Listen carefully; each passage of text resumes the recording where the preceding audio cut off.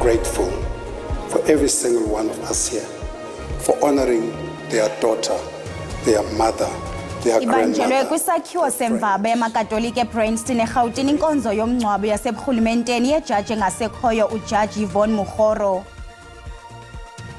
Zonikezela unokontraka uvuselela lendlela isichaphazelo masipala ababini uMzimvubu kunye neNtabankulu.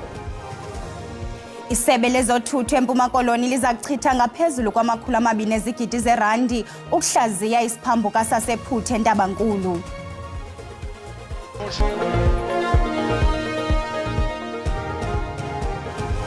Siziphekile sazibonda ngoku lilixa lokuba sizophule singaphosanga maseko masinirhabulise kwibhekile yasemini nje. Iyaqhubeka inkonzo yomngcwabo kaJaji Yvonne Mokgoro kwibandla lamakatolika eBryanston eRhawutini. uMokgoro besele sidla umhlala phantsi ngelixa elishiya eli eneminyaka engama-73 ubudala. uMongameli Cyril Ramaphosa wenze intetho yakhe yombulelo namazovelwano kwinkonzo yomngcwabo ekhethekileyo. uJaji Yvonne Mokgoro wazalwa ngomhla we-19 ku-Oktoba wango-1950 eRhalashiwe kwilokishi yaseKimberley. uJaji Mokgoro ebeyijaji yokuqala ukuqeshwa kwinkundla yomgaqo-siseko ekusekweni kwayo ngo-1994, ekwayijaji yokuqala yabasetyhini entsundu kwinkundla ephakamileyo. Usweleke ngomhla we-9 kule nyanga eneminyaka engama-73 ubudala. Wayekwalilungu elihloniphekileyo le-Order yeBoabab.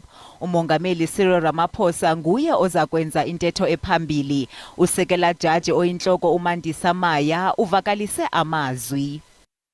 The passing of Justice Yvonne Mokgoro is a colossal loss that has shaken us all to the very core.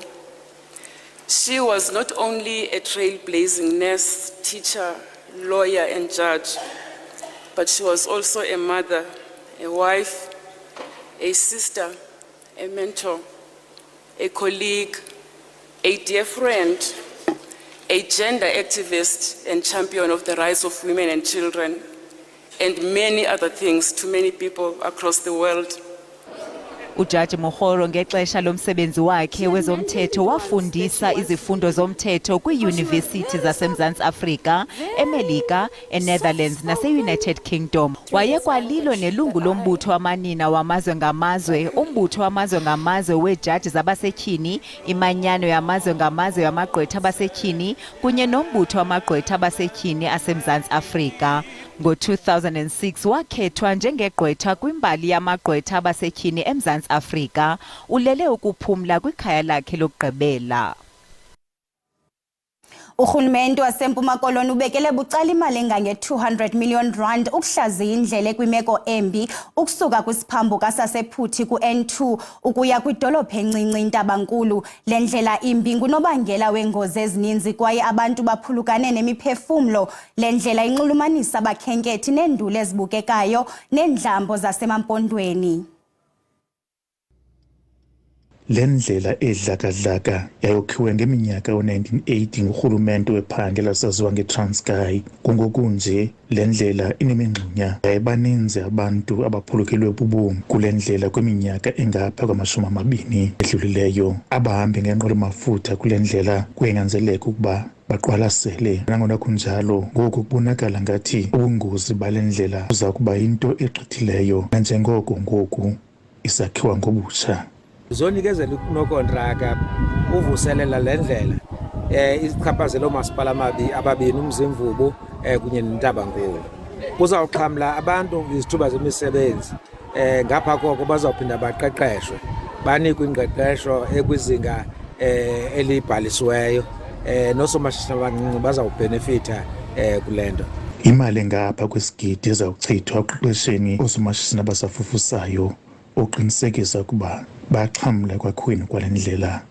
Vele we know very well about ukona main contractor us as SMME around Ntabankulu, at least subcontractor and all that, so that izokwazi ukukhulisa youth yakhona lapha endaweni, ikwazi ukuba baqasheke abantu and all that, nento yokuba ke at least ikwazi ukuba kusebenza indlela ibe right, kusebenzeke yonke ibe mnandi Nkosi. Abantu balommandla banethemba lokuba le ndlela izawunciphisa iingozi yaye abantu bakwazi ukufikelela kwiindawo zokhenketho kulo mmandla. MEC ulapha ukuzoncedisana nalo masipala kwiphulo lakhe lokuphucula i-infrastructure kulo masipala. In the main ke indlela kukho indlela engu-T19 esisokolisayo ibonakala into yoba indlela engasekho mgangathweni, ine-potholes ebezithi ke zibeka ubomi babantu abazi-road users okanye abasebenzisa le ndlela on a daily basis bube sesichengeni. Abahlali basezilalini banethemba lokuba iindlela ezikumila nje zizawulungiswa, nanjengoko besithi bayasokola kufikelela edolophini nalapho kufuneka bafumane iinkonzo zikarhulumente. Ndinkululeko Nyembezi, weendaba ze-SABC, eNdabankulu.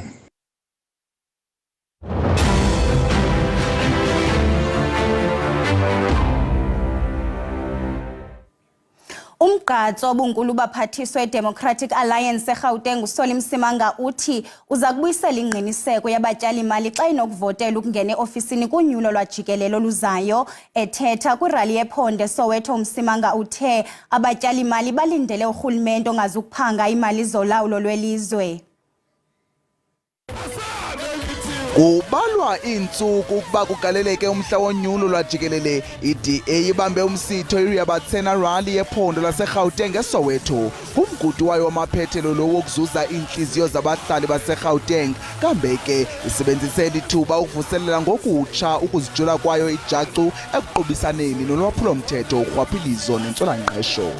We're already talking to a lot of business people, both here and internationally as well. I can tell you that there are people who are excited to work with us.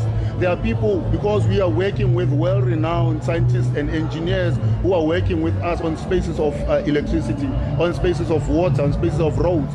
And once we start saying to the investors, these are the people that we're working with, they are saying to us, we can bank on you because this is not just politicians who are eager to start stealing money, but you are talking to people who know what needs to happen and who are ready to then help us to then get things going. So we will be able to attract investment, we will be able to then get people into jobs, and we will be able to reduce the dependency on the grant system, which is not sustainable. Kodwa iDA kwiphondo laseGauteng isajinga phantsi kwelifu elimnyama. Uhlolo lonyaka uphelileyo lungazange luginyise mathe kurhulumente obambiswano okhokhelwa iDA eTshwane nokuqhambuka kwesifo sekholera kwisixeko saseHammanskraal zisatshintshisana neengqondo zabaninzi.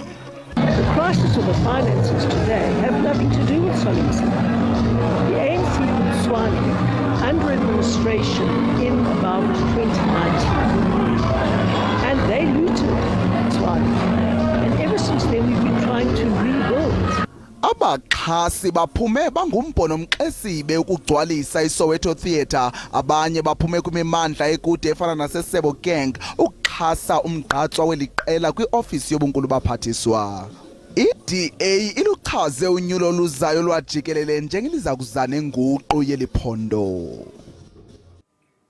iPatriotic Alliance ixeleshe ukuzuza izihlalo ezingama-25 epalamente kolunyulo luzayo. Inkokheli ye-PA umnumzana Gayton Mackenzie ibigaya inkxaso eKhimbali eMntla-Koloni. Ukholelwa ukuba iqela lakhe liza kwenza umqela obonakalayo kwezopolitiko kweli. Sekushiyeke ngaphantsi nje kweveki kubanjwe unyulo, inkokheli yePatriotic Alliance ilithembile iqela layo ukuba liza kuqhuba kakuhle. To get around 25 seats in parliament in this election, we expect to be the kingmakers in Gauteng and Northern Cape. We are hoping to win outright one of the provinces, which is the Western Cape. Mackenzie uthi liyalisomelela iqela lakhe ngenxa yezinto elikholelwa kuzo. Number one, we are the only party that said God must come back into our lives. Children must be taught God at school. Number two, we are the only party that says we are going to mass deport all illegal foreigners. We are the only party that says that we are going to bring the death penalty back. That's what differentiates us from other parties. Nyakenye iPA yoxutha iward kwi-ANC kunyulo lovalo zikhewu kumasipala iSolplaatje. Itikiti lokuhlawulela inja kwinqwelomoya phakathi kweNew York neLondon lixabisa $800 yeedola zaseMelika. Elinqaku namanye sibuya nalo emva kwevenkile.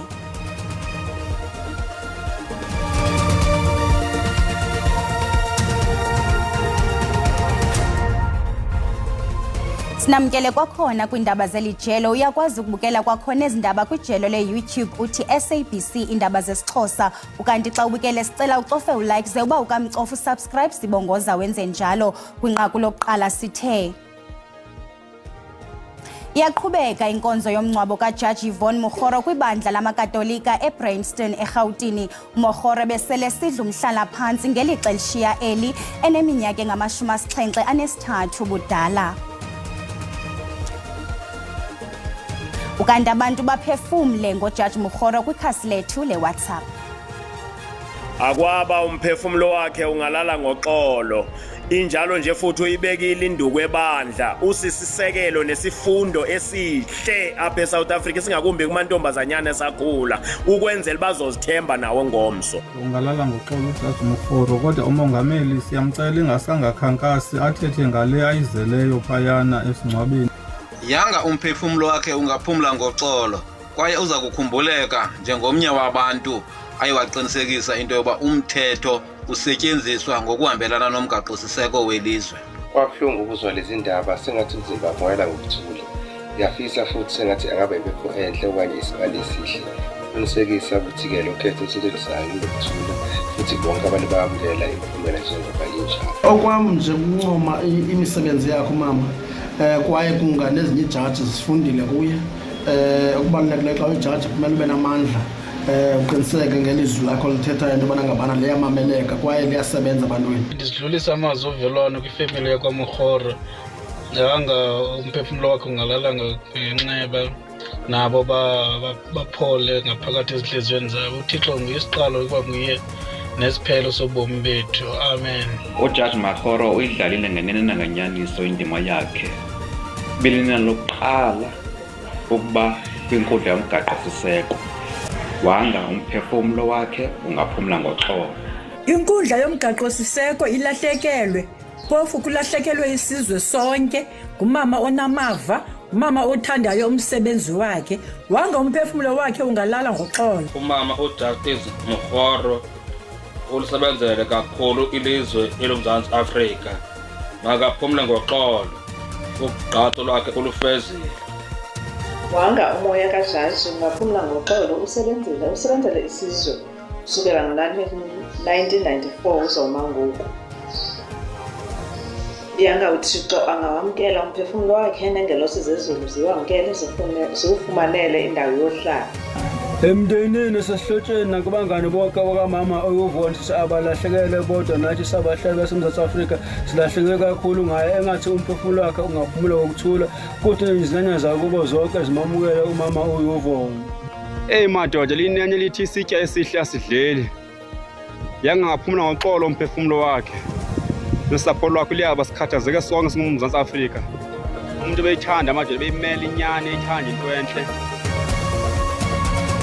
Liqatshelwe njengelizwe lasePalestina ngamazwe amathathu aseEurope, iSpain, iNorway neIreland. Kwinyanga ephelileyo iPalestina yathumela ileta kumphathi wezizwe ezimanyeneyo Antonio Guterres malunga nokuba lilungu elipheleleyo kumbutho wezizwe ezimanyeneyo.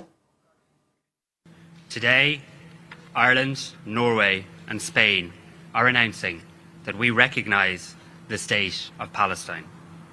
Isihlandlo esiya ezimbalini nanjengoko iSpain, iIreland neNorway ziqaphele isizwe sasePalestina phambi kwesibhengezo amalungu ayi-143 kwayi-193 kwizizwe ezimanyeneyo anqwalile ekuqapheleni isizwe samaPalestina. Consensuado la decisión entre los dos partidos. He says next Tuesday, May 28, Spain will approve in its Council of Ministers the recognition of the states of Palestine. He says the government has decided that Norway will recognize the states of Palestine.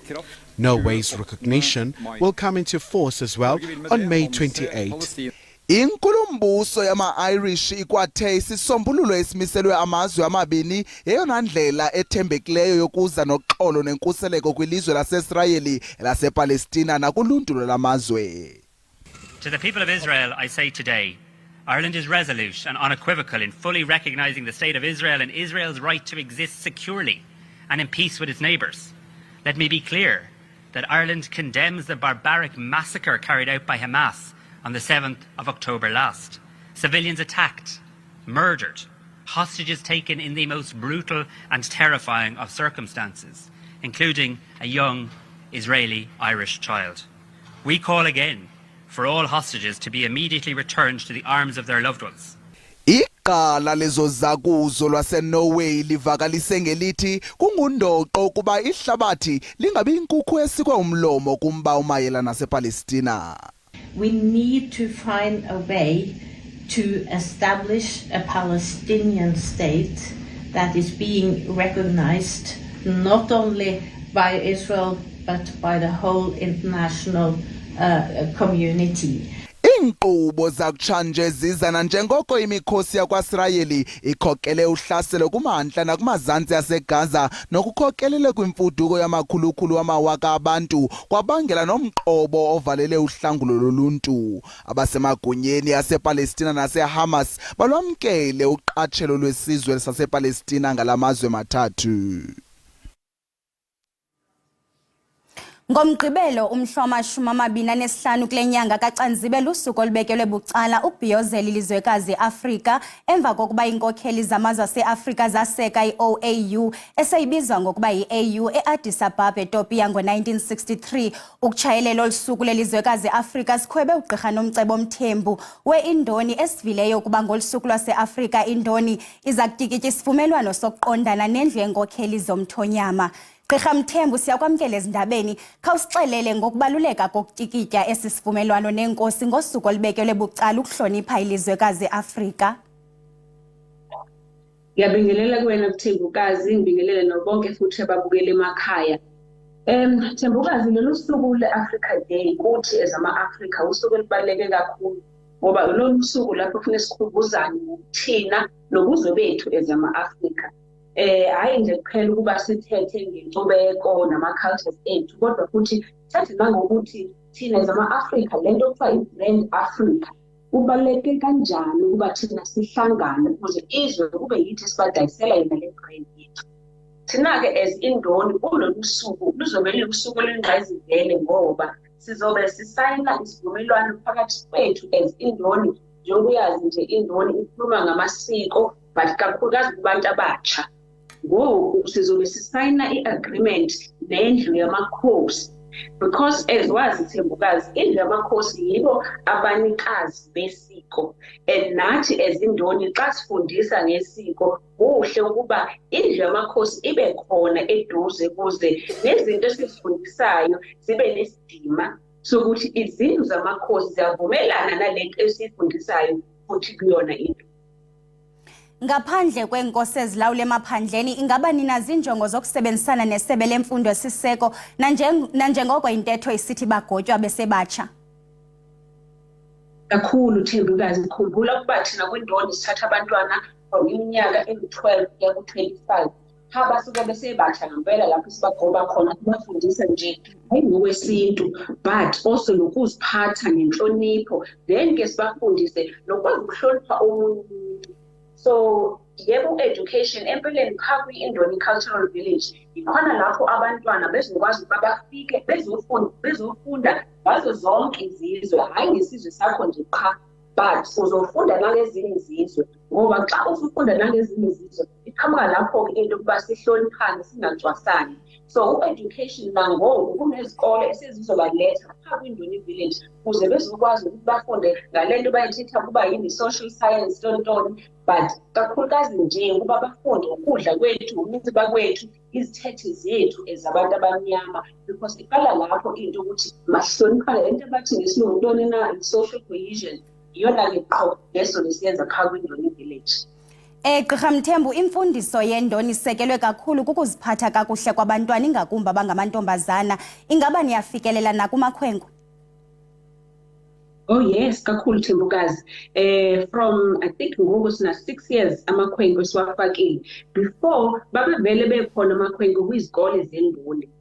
Kwakuba yilento esibiza ngo-Miss lapho abafana babengabi khona kusime. So sasiba no-Miss Indoni qha ekupheleni kodwa ngoku sesinayo u-Miss and u-Mr. Indoni. So yebo abafana bakhona ngokuba ibalulekile lento ukuba xa sikhulisa umntwana wentombazana naye lowo mfana azohlangana naye leyo ntombazane ingabe uyena omspoilayo sibafundise ndawo zombili so yebo nabo abafana bakhona kwinto Qhudeni khawuhlaba ikhwelo kubabukeli bethu bazince ngobu-Afrika babo.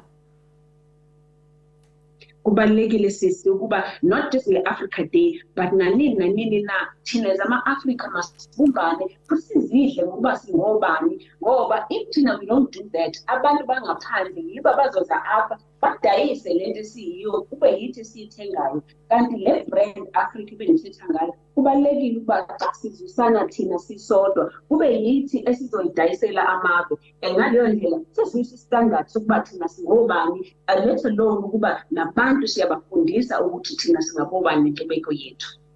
Sibambe ngazibini kakhulu kwemvelase.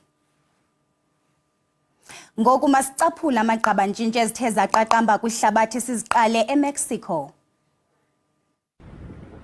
Abantu abaluthoba bawelele kwelayisemkhulu bengayolelanga kumantla aseMexico iNuevo Leon emva kokuwohloloka kweqonga kwiphulo lokugaya inkxaso yonyulo lweqela iCitizens Movement ivakalise oko irhuluneli. Uthi idide usathana lemozulu yaguquka bumini isingitshane sikhokhelele kuweni kweqonga lasuba imiphefumlo.